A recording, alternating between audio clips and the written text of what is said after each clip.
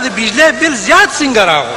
یاره لکه دغه ورځ کارخانونه را روانه موره نو د کچه ګاڼه کې مې یو 4 تش کریټه واخیستل د فروټو. ماړه زما د مخ ته ګوره فروټو ته ګوره. نه نه تش کریټونه که نه؟ او تش کریټونه مې نکه واخیستل. څه دپاره؟ نو بس نکه ما کاونټرې مې پکې ساتم اوره نو چاته په لار یو میټر لیډر تېرېدو د بار نه کتلې دی چې بس دفتر ته لاړ نو بل کې راپسې لیکلې وي تا کړې 4 ایر کنډیشن دی. نو بیا؟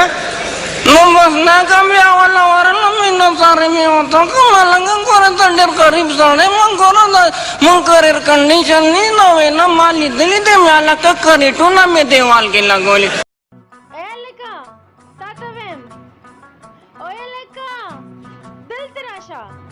ځان په چا مه وکنه وزه کنه یو ځل درته وایم. اوهو پښتو کې درته لګیم یار دلته راشه وزه کنه یو ځل درته وایم.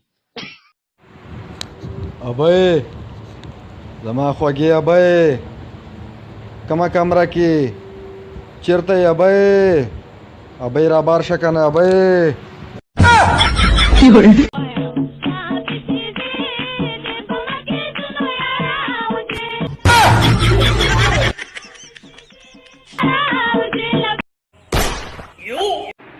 لکه طلاق له شا غاړې سره ډز کې که نور پښتونې د مخکې نه ډز وکړه.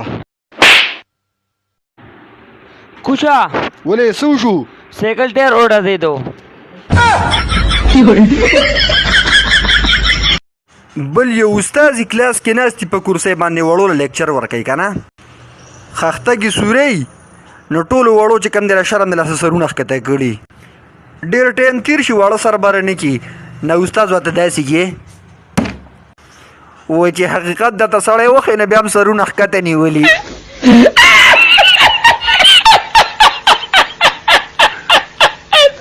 زه منجن د مردان زه ځان له یو غټ زمیندار یم. زه رمبې پیژنم، زه بخور پیژنم، زه تخم کرل پیژنم، زه په یوه چې سړی زور وکړي او د هغوی ستړی کوي او رامخکې کوي په هغه ټول ځکه چې زمین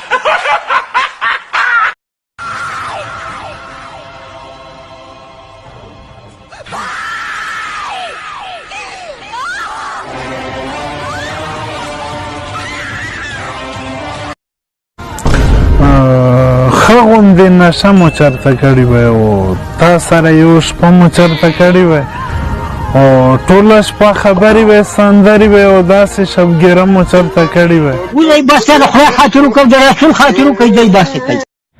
السلام علیکم خواخې بیبي څنګه چل دی غالي شاه څنګه ده لکه دستونه تیبېږي وی هغه څنګه څنګه دا سړی سړی ډوډۍ خوري پوه شوې دا ساړه ساړه الوګان خوري دا څښا څښا پوسکېټ.